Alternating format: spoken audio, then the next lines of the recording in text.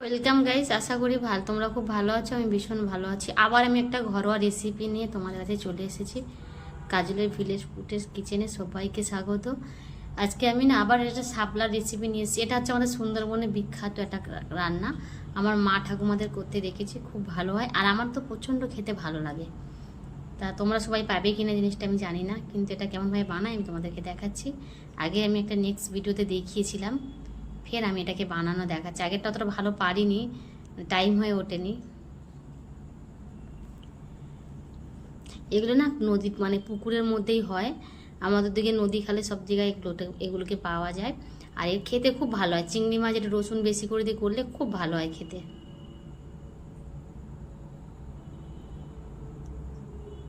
কীভাবে কেটে নিচ্ছে আমি মাটিতে রাখছি এই কারণে, যাতে ভিডিও ক্যামেরাটা দেখা যায়। দূর থেকে ক্যামেরাটা তো দেখা যাচ্ছে না, বারবার ক্যামেরাটাকে বন্ধ করছি আর দেখছি।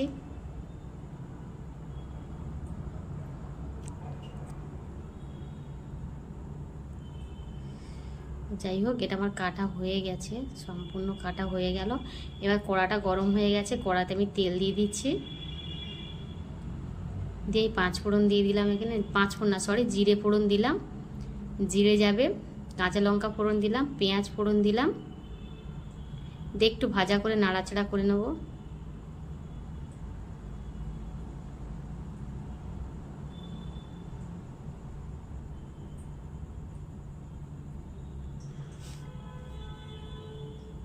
পেঁয়াজটা দিয়ে একটু ভাজা, পেঁয়াজটা একটা হাফ থেকে গেছে, বুঝতে পারিনি পেঁয়াজের মধ্যে ছিল। যাই হোক, ওটাকে একটু মানে কেটে দেবো, দিলে হয়ে যাবে ঠিক। পেঁয়াজটা একটু ভাজা হয়ে যাওয়ার পরে একটু ভাজা ভালোই হওয়ার পরে রসুনটা আমি দিলাম। এইখানে এই রান্নাটায় রসুন বেশি পড়বে, রসুন বাটাটা বেশি দিতে হবে, আর তেলটা একটু বেশি লাগবে। তাই একটু রসুন, তেল আর একটু লঙ্কা, এটা বেশি হলে খুব ভালো লাগে খেতে। আমি এবার চিংড়ি মাছগুলো দিয়ে দিচ্ছি। 200 গ্রাম চিংড়ি মাছ কিনে নিয়েছিলাম দেওয়ার জন্য। চিংড়ি মাছটা এবার দিয়ে দিচ্ছি এর উপরে,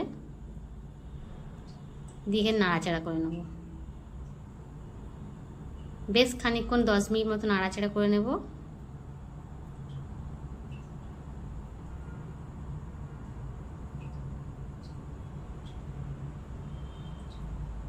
ভালো করে নাড়াচাড়া করার পর আমি টমেটোটা দিয়ে দিচ্ছি। টমেটোটা দিয়ে না আমি একটু লবণ দিলাম, যাতে টমেটোটা গলে যায়।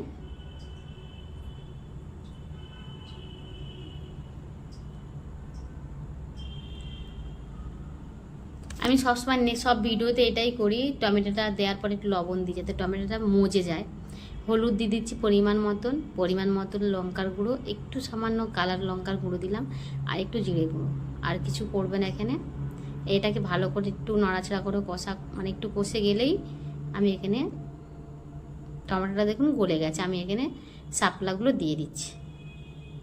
যে শাপলা চচ্চড়িটা, এটা সুন্দরবনের বিখ্যাত চচ্চড়ি। এটা সুন্দরবনের মানুষরা প্রচুর খায়, আর দিকে প্রচুর পাওয়াও যায়। তাই এটা দিয়ে ভালো করে নাড়াচাড়া করে আমি লবণ দিচ্ছি। তখনই লবণ আমি অল্প দিয়েছিলাম, এখন আমি লবণটা বেশি করে দিচ্ছি। লবণটা দেওয়ার একটাই কারণ, লবণ দিলেই এটা হচ্ছে এর থেকে জলটা ছাড়ে। আর এটা দেখতে এতটা লাগছে, তো এটা যখন কমে যাবে খুবই অল্প হয়ে যাবে।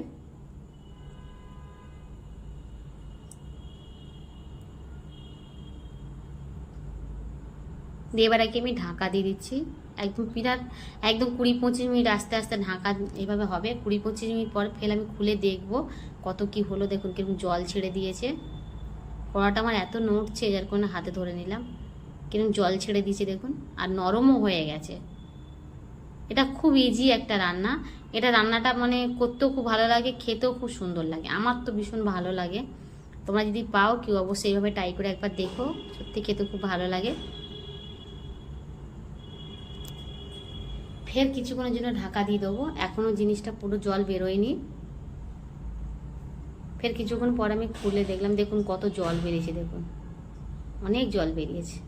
এই জলটা সবটা শুকাবো না, একটু ঝোল মানে একটু মানে রসা রসা থাকবে, পুরো শুকনো করবো না।